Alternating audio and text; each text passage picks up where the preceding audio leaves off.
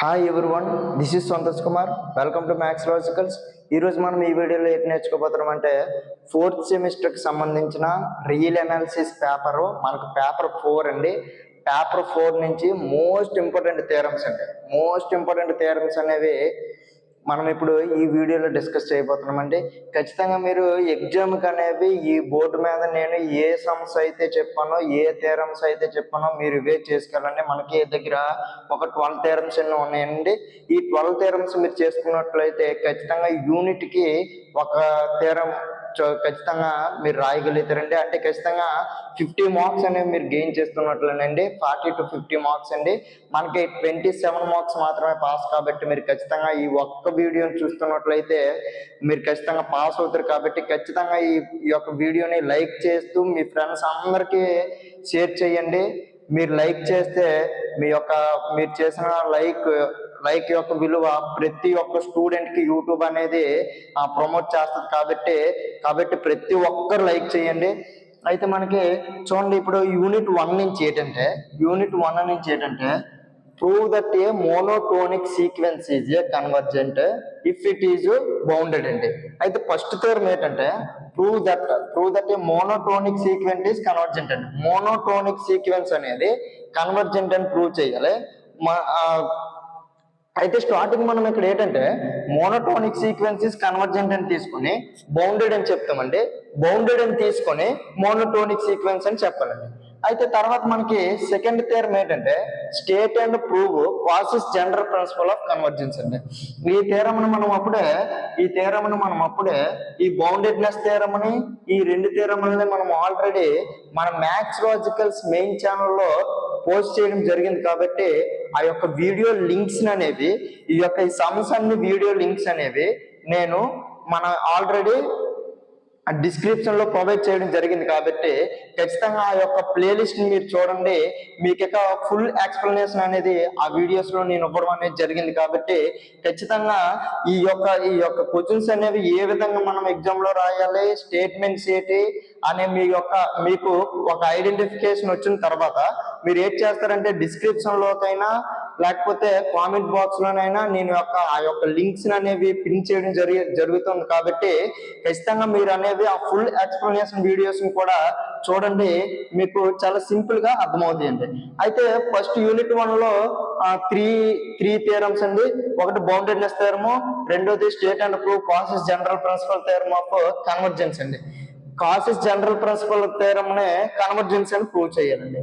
Next boundedness theorem అండి. ఈ 3 theorems లో మనకి ఖచ్చితంగా ఏదో ఒక థియరమ్ అనేది అడగడం జరుగుతుందండి. మనకు ఆల్రెడీ లాస్ట్ టైం మనకి prove that monotonic sequences convergent if and if only if it is bounded and theorem అనేది ఇవ్వడం జరిగిందండి. ఈసారి కూడా ఇచ్చే అవకాశాలు ఉన్నాయండి. తర్వాత యూనిట్ 2 లో ఏంటంటే యూనిట్ 2 లో మనకి నేమ్డ్ థియరమ్స్ అనేవి 4 థియరమ్స్ ఉన్నాయండి. ఈ 4 థియరమ్స్ ని కూడా మనం ఆల్రెడీ మ్యాథ్స్ లాజికల్స్ మెయిన్ ఛానల్లో ఖచ్చితంగా ప్రొవైడ్ చేయడం జరిగింది. కాబట్టి మీరు ఖచ్చితంగా ఇప్పుడు ఆ యొక్క ఇంపార్టెంట్ క్వశ్చన్స్ కాబట్టి మనం ఇక్కడ చెప్పమండి. అక్కడ మెయిన్ ఛానల్లోకి వెళ్ళి మీరు డిఎల్ఎంబ్రెస్ రేషియో టెస్ట్ అన్నా, లైబిస్ టెస్ట్ అన్నా, కాసిస్ యంత్రూట్ టెస్ట్ అన్నా, లిమిట్ కంపారిజన్ టెస్ట్ అన్నా మీకు అనేది మ్యాథ్స్ లాజికల్స్ మెయిన్ ఛానల్లో ఉంటాయి. కాబట్టి పూర్తి ఎక్స్ప్లెనేషన్ అనేది ఆ వీడియోలో చూడండి. అయితే ఇప్పుడు మనం యూనిట్ 2 నుంచి ఏంటంటే state and prove D'Alembert's ratio test అండి. తర్వాత state and prove Leibniz test అండి. State and prove Cauchy's nth root test అండి. State and prove limit comparison test అండి. అయితే మనము ఈ యొక్క 4 థియరమ్స్ ని చేసుకున్నట్లయితే ఖచ్చితంగా ఒక థియరం అనేది 10 మార్క్స్ కి ఇవ్వడం జరుగుతుందండి. ఈ 4 థియరమ్స్ ని కూడా నీ మ్యాథ్స్ లాజికల్స్ లో ఆల్రెడీ మనము పోస్ట్ చేయడం జరిగింది. కాబట్టి ఖచ్చితంగా పూర్తి ఎక్స్ప్లెనేషన్ అనేది ఆ వీడియోలో తెలుసుకోండి. అయితే మనం యూనిట్ 3 నుంచి ఏంటంటే prove that f maps I equal to A to B R is a continuous on A comma B. మనకు ఒక ఫంక్షన్ అనేది డిఫైన్ చేయడం జరిగిందండి. డిఫైన్ ఎలాగంటే I equal to A comma B maps R అనే ఒక ఫంక్షన్ అనేది డిఫైన్ చేయడం జరిగిందండి. ఆ యొక్క ఫంక్షన్ అనేది ఏ కామా బి దగ్గర కంటిన్యూటీ అవుతుందని చెప్పాడండి. అయితే కంటిన్యూటీ అయినట్లయితే ఎఫ్ బౌండెడ్ అని ఏ కామా బి, ఆ యొక్క ఎఫ్ అనేది ఏ కామా బి దగ్గర బౌండెడ్ అని చెప్పాలండి. బౌండెడ్ అంటే ఏంటంటే మనకి ఇక్కడ బౌండెడ్ అంటే ఏంటంటే ఇన్ఫిమము సుప్రీమం దొరికినట్లయితే మనకు అక్కడ ఇన్ఫిమము సుప్రీమం ఉందని చెప్పినట్లయితే మనకి అక్కడ బౌండెడ్ అవుతుందండి. అయితే అంటే ఎటైన్ ఇట్స్ బౌండ్స్ అండి, అంటే ఆ ఇన్ఫిమము సుప్రీమం అనేది ఎక్కడ ఉండాలంటే ఏ కామ బి దగ్గర ఉండాలి అని చెప్పాలండి. అయితే మనకి చూడండి క్వశ్చన్ ఏంటి అడిగాడంటే ఒక కంటిన్యూస్ ఫంక్షన్ ఇచ్చాడు, ఒక కంటిన్యూస్ ఫంక్షన్ ఇచ్చాడు. కంటిన్యూస్ ఫంక్షన్ అనేది బౌండెడ్ అని చెప్పాలి. బౌండెడ్ అని చెప్పాలంటే మనం అక్కడ ఇన్ఫిమమ్ సుప్రీమం అనేది ఫైండ్ అవుట్ చేయాలి.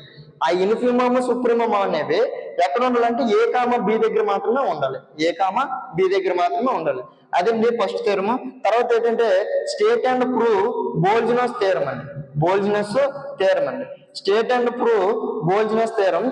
బోల్జినస్ థియరమ్ ని మనము ఎక్స్ప్లెయిన్ చేయాలండి, బోల్జినస్ థియరమ్ ని ఎక్స్ప్లెయిన్ చేయాలి. తర్వాత బోల్జినస్ థియరమ్ కూడా మనకి డిస్క్రిప్షన్ లో ప్రొవైడ్ చేయడం జరిగింది కాబట్టి పూర్తి ఎక్స్ప్లెనేషన్ అనేది ఆ వీడియోలో పూర్తిగా ఇవ్వడం జరిగింది కాబట్టి ఖచ్చితంగా చూడండి, సింపుల్ గా అర్థమవుతుందండి. Uniform continuous function, uniform continuous అని కూడా మనం అక్కడ ఒక థియరమ్ అనేది ఉంటదండి మనకి యూనిట్ 3 నుంచి. ఈ థియరమ్ అని కూడా ఏ కామా బి దగ్గర యూనిఫామ్ కంటిన్యూస్ అని చెప్పాలండి. ఆ థియరమ్ ఒకసారి చెయ్యండి. అంటే మోస్ట్ ఎక్కువగా అడగట్లేదు కానీ ఒక 5 మార్క్స్ కి అట్లాగా అడిగే ఛాన్సెస్ ఉన్నాయి కాబట్టి ఈ యొక్క యూనిఫామ్ కంటిన్యూస్ అనేది మీరు చేయకపోయినా పర్లేదు, ఒకసారి ఎందుకని మంచిది చెయ్యండి. ఎందుకని మంచిది చేస్తున్నట్లయితే మీకు ఒక 10 మార్క్స్ కాకుండా ఒక 5 మార్క్స్ అయినా కవర్ అయినట్టు ఉంటాయండి. ఏ కామా బి దగ్గర యూనిఫామ్ కంటిన్యూస్ కానీ లేకపోతే 2, -2 దగ్గర కానీ కంటిన్యూస్ అని చెప్పడం ఎక్కువగా క్వశ్చన్స్ అనేవి అడగడం జరుగుతుంది కాబట్టి మీరు అంటే f of x x³ అని ఇచ్చి 2, -2 దగ్గర ఏడ్ చేయాలంటే యూనిఫామ్ కంటిన్యూస్ అని ప్రూవ్ చేయాలండి. అట్లాగా యూనిఫామ్ కంటిన్యూస్ అని ప్రూవ్ చేయాలి. ఇట్లాంటి సమ్స్ ఇచ్చినప్పుడు మీరు ఏడ్ చేయాలంటే యూనిఫామ్ కంటిన్యూస్ డెఫినేషన్ తెలుసుకున్నట్లయితే మీకు ఖచ్చితంగా సమ్ అనేది చేయగలుగుతాం. అంటే యూనిఫామ్ కంటిన్యూస్ డెఫినేషన్ ఏంటంటే modulus of xn minus yn అండి, yn టెన్స్ టు 0 అండి. అంటే limit xn minus yn tends to 0 అయితే modulus of f of xn minus f of yn tends to 0 అవ్వాలండి. ఇట్లా అయినట్లయితే మనము దాన్ని యూనిఫామ్ కంటిన్యూస్ అని చెప్తామండి.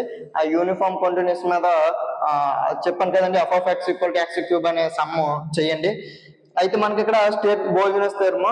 మనకి తర్వాత ఎక్కువగా అడిగే క్వశ్చన్ ఏంటంటే modulus of f of x modulus of x plus modulus of x plus 1 అండి.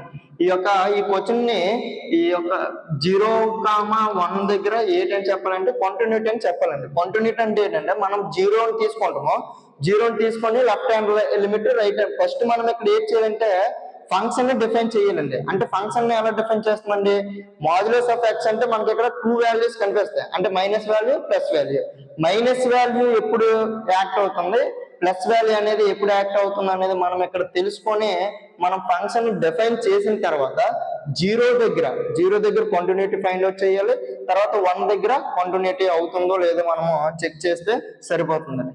ఇప్పుడు తర్వాత సమ్ ఏంటంటే f of x sin a+1 × x plus sin x for x less than 0 c x=0.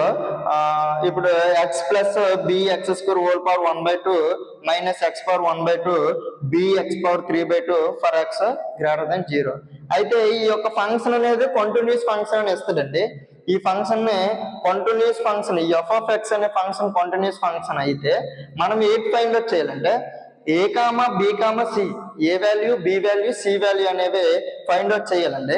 ఇక్కడ b ≠ 0 అయిపోవాలి. ఎందుకంటే b ≠ 0 ఎందుకంటే already మనకి ఇక్కడ b వాల్యూ అనేది తెలిసిపోయినట్లు. ఎందుకు b ≠ 0, సి వాల్యూ కూడా తెలిసిపోయింది. సి అనేది ఎప్పుడు x 0 అయితే సి అనేది మనకి ఇక్కడ వాల్యూ అనేది ఫైండ్ అవుట్ చేస్తుంది. b ≠ 0 ఎందుకంటే మనకి అక్కడ డినామినేటర్ లో b అనేది 0 అయిపోతే ఇది ఇన్ఫినిటీ టర్మ్ అయిపోతుంది. అంతే కదండి. ఇక్కడ అదే కదా ఇచ్చాడు, ఎక్స్ అనేది గ్రేటర్ దెన్ 0, ఎక్స్ అనేది గ్రేటర్ దెన్ 0. ఇక్కడ బి అనేది నాట్ ఈక్వల్ టు 0 గానే ఉండాలి.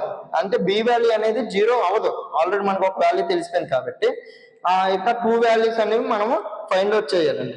ఫైండ్ అవుట్ చేస్తున్నట్లయితే ఇప్పుడు ఎట్లా ఫైండ్ అవుట్ చేస్తారంటే ఎల్హెచ్ఎల్ ఫైండ్ అవుట్ చేస్తారు, ఆర్హెచ్ఎల్ ఫైండ్ అవుట్ చేస్తారు. అంటే left hand limit, right hand limit, left hand limit, right hand limit find out చేసి రెండు ఈక్వల్ చేస్తున్నట్లయితే మీకు ఒక ఆన్సర్ అనేది A value, B value, C values అనేవి రావడం అనేది జరుగుతుంది. అయితే మనం ఇప్పుడు యూనిట్ 4 లో ఏంటంటే Rolle's theorem, Lagrange's theorem, Cauchy mean value theorem. Rolle's theorem, Lagrange's theorem, Cauchy mean value theorem అనేవి మనము ఈ యొక్క యూనిట్ నుంచి ఈ 3 థీరమ్స్ మీద ఉన్న సమ్స్ చేస్తున్నట్లయితే మనకు ఖచ్చితంగా ఒక 10 మార్క్స్, 5 మార్క్స్, ఒక 5 మార్క్స్ ఖచ్చితంగా మనకి ఇక్కడ కవర్ అవుతాయి. కాబట్టి మీరు కావలిస్తే మోడల్ పేపర్స్ అనేవి చూడండి ఒకసారి. మోడల్ పేపర్స్ అనేవి మనకి ఇక్కడ షార్ట్ వీడియోస్ లో కూడా చేసి పెడతామండి. ఖచ్చితంగా మన మ్యాథ్స్ లాజికల్స్ పేజ్ మీరు ఖచ్చితంగా ఫాలో అవుతే మీరు 4th సెమిస్టర్ కి సంబంధించినవన్నీ మీరు పాస్ అయిపోతారండి. అయితే రోల్స్ థీరం అంటే ఏంటండి? రోల్స్ థీరం అంటే ఏంటంటే మనకి ఇక్కడ ఎఫ్ అనే ఒక ఫంక్షన్ ఉందండి. ఎఫ్ అనే ఒక ఫంక్షన్ కంటిన్యూటీ అవుతుంది, నెక్స్ట్ కంటిన్యూటీ అవుతుంది, డెరైవబుల్ అవుతుంది. ఎక్కడంటే ఏ కామా బి దగ్గర. కంటిన్యూటీ అని ఏ కామా బి, డెరైవబుల్ అని A comma B. F of A equal to F of B అవుతుంది. ఈ 3 కండిషన్స్ సాటిస్ఫై అవుతే అప్పుడు F dash of C equal to 0 అవుతుందటండి. అది మన యొక్క రోల్స్ థీరం యొక్క స్టేట్మెంట్ అండి. అంటే ఎఫ్ ఆఫ్ ఎక్స్ అనేది ఒక ఫంక్షన్ ఉంది, ఆ ఫంక్షన్ అనేది కంటిన్యూటీ అవుతుందట ఎక్కడ, ఏ కామా బి దగ్గర. తర్వాత డెరైవబుల్ అవుతుందట ఎక్కడ అంటే ఏ కామా బి దగ్గర. F of A equal to F of b కూడా అవుతుందట. అప్పుడు ఏట్ అవుతుందంట, ప్రూవ్ చేయాలంటే f dash of C equal to 0 అని ప్రూవ్ చేయాలండి. ఈ యొక్క రోల్స్ థీరం కూడా మనము ఈ యొక్క వీడియో లింక్ అనేది డిస్క్రిప్షన్ లో ప్రొవైడ్ చేస్తున్నాము.